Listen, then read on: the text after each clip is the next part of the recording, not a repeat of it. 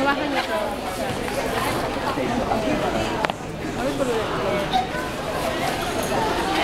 Hindi bawal.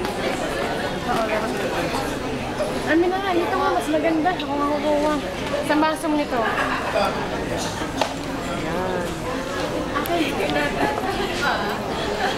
Ay, pag lumala mo, magkakaroon mo lang. Gusto mo? Nalulubat ka na. Yun, ibatin pa ko yun. Hirap naman lang. Hirap naman magalaw na. Ay, mag-chat lang ako na mag-chat ha. Sige, sige. Magalaw sa'yo at Magalaw na kayo. magalaw yung solo. Masyado siyang nakag-zoom eh. Ano mo sige? Medyo nanganawit na. Nanganawit ako.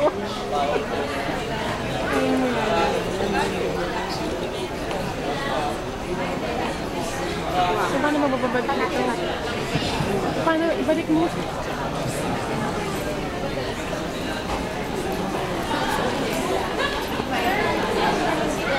Yung sa camera daw at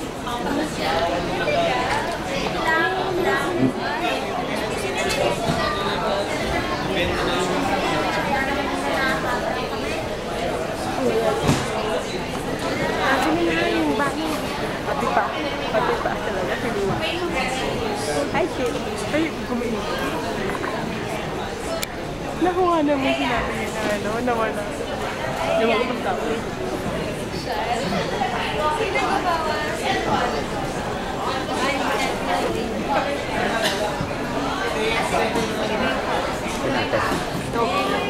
Ang tagal nito. Pag yung on cam na, may ano na off cam na.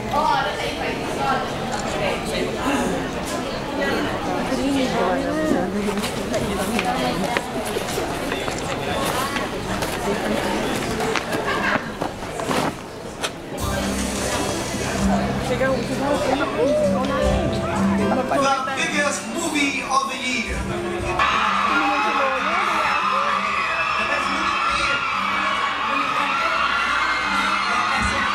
The best love team in showbiz.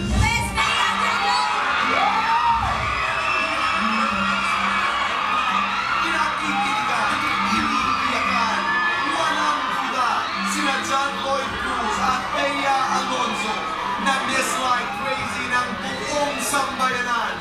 Patunay ang patuloy na pagdagsa ng lahat para panuorin ang kanilang box office hit reunion movie. Pero ngayong hapon, sa gitna ng success ng kanilang pelikula, isang story of shock ang malalangkad. John Lloyd at Bea parehong emosyonal ngayong dahil sa separation anxiety. Ngayong maghihiwalay na naman ang tambalan nila. Hindi man sila naging romantically involved with each other. Very open naman sina Bea, John Lloyd na sa 8 years nilang pagtatambal. Patuloy na lumalalim ang kanilang pagkakaibigan. Nung simula pa yung pelikula namin, sabi ko may goal ako. Dapat mabalik lahat.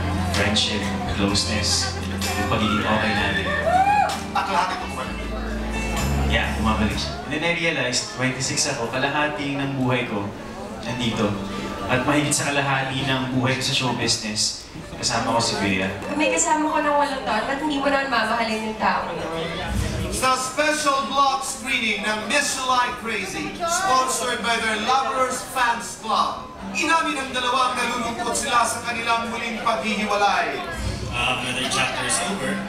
Tapos nagulilito na naman kayo. Karamihan sa kanila nakasama-sama pa pero merong iba sa amin na medyo magkakahiwahiwa na naman. Tapos yung pagod, yung pinaghirapan, yung friendship na o rekindle, nananatili, lahat yung parang halo-halo. Halo-halo nga yung ano eh. Parang siguro may hindi ko yung second kasi baka na tapos siguro na lahat. Talaga hopeless kasi right? Mga ilan taon na naman. Sige, sandalan mo na lang ako.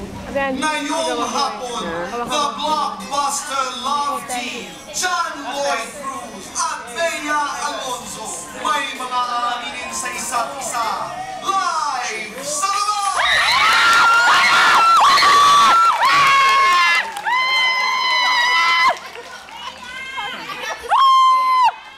Ibang electricity at aura kapag coming from a super huge box office hit. Kasi parang